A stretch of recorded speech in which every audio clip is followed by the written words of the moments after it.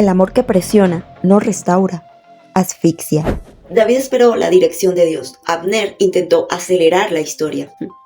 Vaya contraste.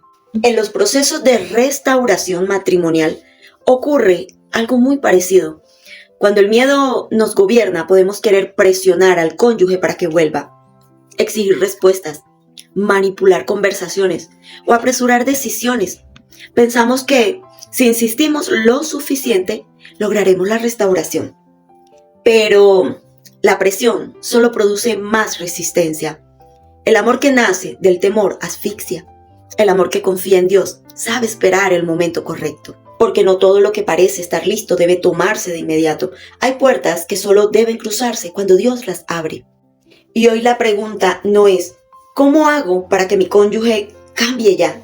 La verdadera pregunta es, ¿estoy consultando a Dios antes de actuar o estoy dejando que mi ansiedad me haga presionar? Familia, continuamos con el segundo libro de Samuel, capítulo 2, versículos del 1 al 32.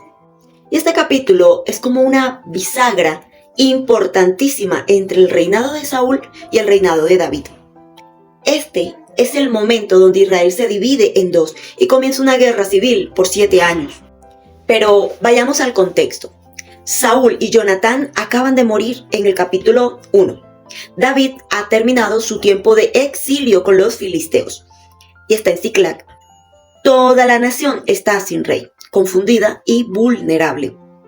David, a diferencia de Saúl, que tomaba decisiones por impulso, hace algo que lo define como rey. Pregunta a Dios.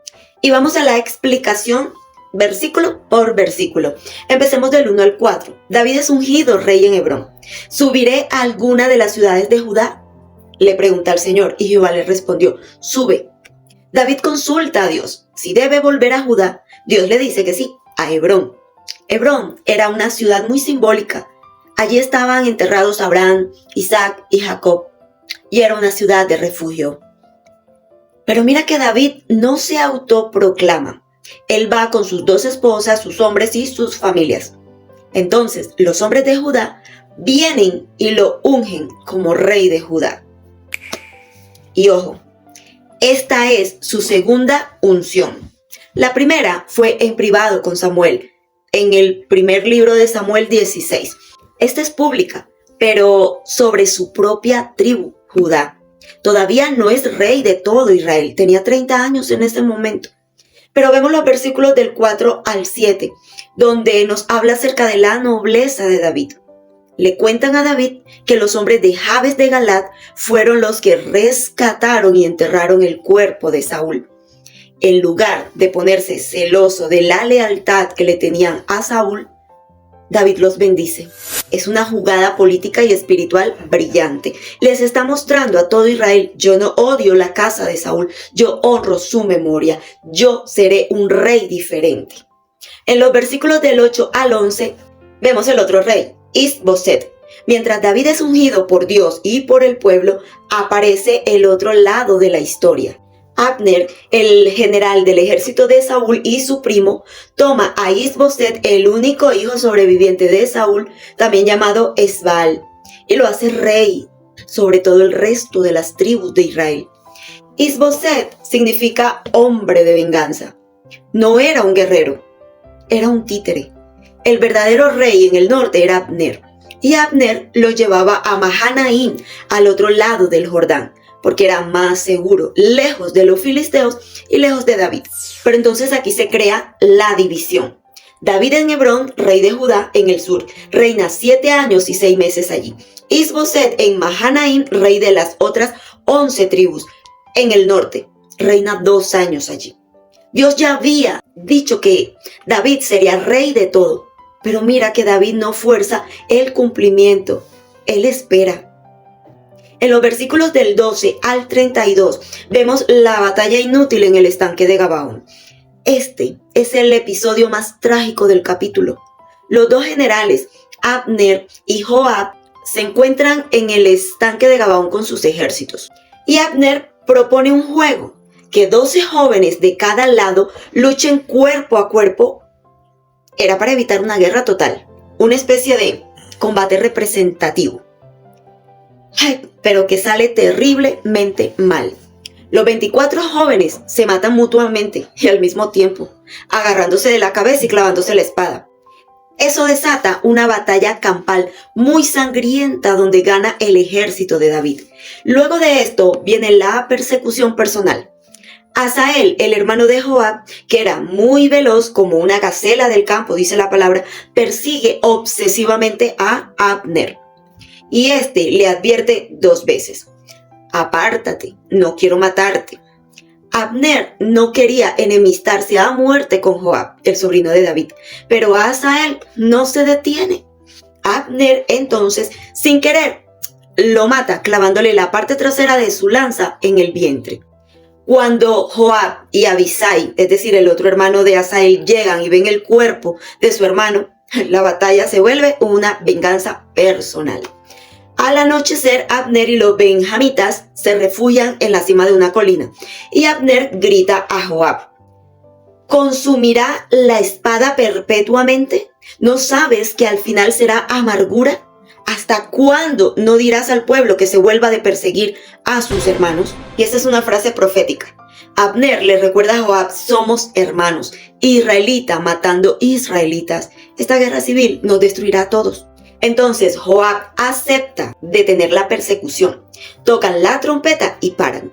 Abner se retira toda la noche hacia Mahanaim y Joab vuelve a Hebrón. Y el conteo final muestra la victoria de David. De los siervos de David murieron 20, pero del ejército de Abner murieron 360 hombres. Ahora, ¿cuál es la enseñanza principal aquí? Este capítulo no es solo historia, son 3 lecciones. Número 1, 2 tipos de liderazgo. David busca a Dios, es paciente y honra incluso a sus enemigos. Isboset es puesto por la mano humana por Abner, por ambición política. Y mira que uno permanece y el otro cae. Número 2, la ambición de los segundos al mando. La guerra no la empezaron David e Isboset, la empezaron Abner y Joab. Por orgullo, por querer mostrar quién era más fuerte. Y murieron cantidades. Muchas veces las divisiones más dolorosas no vienen de los líderes principales, sino de los que están a su alrededor. Tercero, la violencia genera más violencia. El juego de 12 contra 12 terminó con 380 muertos. La muerte de Asael sembró un odio personal en Joab, que años después lo llevaría a asesinar a Abner a traición, aunque David ya había hecho paz con él. Y eso lo veremos más adelante en el capítulo 3. En resumen, este pasaje es el inicio de la restauración del reino bajo David, pero nos muestra que el plan de Dios avanza incluso en medio del caos, la división y las malas decisiones humanas. David ya es rey, pero aún debe aprender a esperar el tiempo de Dios para poder reinar sobre todo Israel. Ahora, yo quiero que llevemos esta reflexión a la restauración matrimonial, porque este último capítulo es exactamente eso. La historia de un reino dividido que Dios quiere volver a unir. Y un matrimonio en crisis es eso mismo, un solo reino que se partió en 2. Y quiero que sepas que la restauración empieza no con una estrategia, sino con una pregunta a Dios: ¿subiré? Y Jehová le respondió: sube. David pudo haber dicho: Saúl ya murió, ahora me toca a mí. Voy a tomar lo que es mío. Pero no. Siendo el ungido, teniendo el ejército, teniendo la razón, igual se detiene y pregunta. En la crisis matrimonial, el primer impulso es actuar, reclamar, exigir, perseguir, manipular, ir a Hebrón a la fuerza. La restauración no empieza cuando persigues a tu cónyuge hasta que vuelva. Empieza cuando tú vuelves a Dios y le preguntas: Señor, ¿qué hago ahora? ¿Subo? ¿Espero? ¿Me muevo? ¿O me quedo quieta? David subió a Hebrón porque Dios se lo dijo. Hebrón significa comunión. No hay restauración matrimonial sin que, primero, tú seas restaurada en tu comunión con Dios. En algunas situaciones hay 2 reinos en la misma casa. Después de la ruptura, Israel quedó así: David en el sur, Isboset en el norte. 2 reyes, una sola nación prometida. En el matrimonio, dos historias, un mismo pacto. Y así se siente un matrimonio roto. Ya no somos nosotros, somos tú en tu lado, yo en el mío. Cada uno con su dolor, con su versión, con su ejército de razones. Y mira que aquí hay algo clave. Dios ya había prometido que David sería rey de todo Israel, pero David no forzó la unificación. Esperó 7 años y 6 meses. En la restauración, el error más grande es querer forzar a Mahanaim a que se rinda, llamar, llorar, amenazar, usar los hijos como mensajeros. Y el amor que presiona no restaura, asfixia. David reinó bien en lo poco que Dios le dio, en Judá, y dejó que Dios se encargara de lo demás a su tiempo. Tu tarea hoy no es gobernar el corazón de tu cónyuge, es gobernar bien el tuyo. Ahora, ten cuidado con los Abner y los Joab. Esta es la parte más importante para un matrimonio. ¿Quiénes empezaron la guerra en Gabaón? No fueron David e Isboset, fueron Abner y Joab, los generales, los terceros. En casi toda crisis matrimonial aparecen Abner y Joab. Familia que opina, no vuelvas con él. Amigos que atizan, tú vales más. El orgullo propio que te dice, vamos a ver quién gana. Incluso consejeros bien intencionados, pero que no buscan paz, sino tener la razón. Abner propone un juego de 12 contra 12 para ver quién era más fuerte. ¿Cuántas veces en el matrimonio hacemos lo mismo? Juegos de poder, silencios para castigar, indirectas, pruebas para ver si el otro aún me quiere. Y como vimos, ese juego terminó con muchos muertos al mismo tiempo. No hay ganador en esos juegos. Cuando en el matrimonio se compite para ver quién tiene la razón, los dos pierden. Si quieres restauración, tienes que sacar a los Abner de la mesa. Hay que detener la persecución. La escena de Asael persiguiendo a Abner es muy fuerte. Abner le dice 2 veces, apártate. Pero Asael no se detuvo. Su velocidad se volvió su perdición. Era rápido, pero sin dirección. Muchos, por amor o por herida, se convierten en Asael. Persiguen mensajes, llamadas, reclamos, incluso persecución espiritual. Y cuanto más persigues, más se defiende el otro, hasta que alguien sale herido mortalmente. La restauración exige madurez para detenerse. Al final, el mismo Abner, cansado y herido, grita desde la colina, ¿consumirá la espada perpetuamente? ¿Hasta cuándo? Y esta pregunta te la hace Dios hoy a ti. ¿Hasta cuándo? ¿Hasta cuándo la espada en tu boca seguirá hiriendo con recuerdos, con reproches? Si la espada no se detiene, dice Abner, el final será amargura. Y tenía razón. Esa amargura persiguió a Joab por años. Pero él tuvo la sabiduría de tocar la trompeta para detener. Esa trompeta es el perdón. Es decidir, hasta aquí llegó la persecución, ya no peleo para ganar, ahora peleo para sanar. Y te dejo con esta reflexión final para orar. Dios no quiere remendar tu matrimonio, quiere hacer uno nuevo sobre fundamentos nuevos. Hoy tu Hebrón es tu cuarto de oración. Quédate allí, reina bien allí, sé fiel allí. Honra la historia de tu matrimonio como David honró a los de Jabes de Galat, sin hablar mal. Deja de jugar juegos de poder, toca la trompeta y detén la espada en tu casa. Y confía, el mismo Dios que unió a Judá con Israel puede volver a unir lo que hoy está dividido. Si hoy sientes el deseo de acelerar el tiempo de Dios, recuerda esto, no eres tú quien transforma el corazón de tu cónyuge. Confía en que Dios sabe llegar a lugares donde tus palabras jamás podrán entrar. Hazte esta pregunta. ¿Hay alguna actitud, conversación o decisión con la que he estado presionando a mi cónyuge por miedo a perderlo? En lugar de confiar en el tiempo y la dirección de Dios. Y vamos a terminar con una oración. Padre, en el nombre de Jesús, hoy vengo a mi Hebrón. Hoy, como David, vengo a preguntarte a ti primero. Señor, quizás he querido hacer las cosas a mi manera. He perseguido, he llorado, he peleado.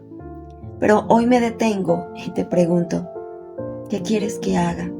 Perdóname, Señor, por querer forzar lo que solo tú puedes unir. Perdóname por las veces que mi boca fue espada en mi casa, espada que hirió con reproches, con orgullo y quizás con silencio. Hoy te entrego mi matrimonio dividido. En este momento hay 2 reinos, pero ante ti seguimos siendo un solo pacto, una sola carne. Lo que tú uniste, ningún hombre, ninguna herida, ningún error lo puede deshacer. Hoy, Señor, toco la trompeta como Joab y detengo la guerra en mi casa. Y en el nombre de Jesús, detengo la persecución. Detengo el juego de quien tiene la razón. Detengo la venganza. Y declaro que la espada no consumirá más mi familia, que la amargura no será el final de nuestra historia. Saca, Señor, a toda persona, todo consejo sin sabiduría, todo orgullo que nos divide. Y si el enemigo que nos divide soy yo misma, transfórmame a mí primero. Espíritu Santo, restaura mi comunión contigo. Hazme fiel en lo poco mientras tú te encargas de lo mucho. Y enséñame a honrar la historia de mi matrimonio, a no hablar mal, a bendecir incluso lo que me ha dolido. Padre, yo declaro que mi casa te servirá, que habrá trompeta de paz en mi hogar, que volveremos a ser uno en tu tiempo y a tu manera. Y aunque ahora estemos separados, yo creeré que tú eres el Dios que une reinos. Sé que es tu voluntad que mi cónyuge y yo nos volvamos a encontrar en el altar de la gracia.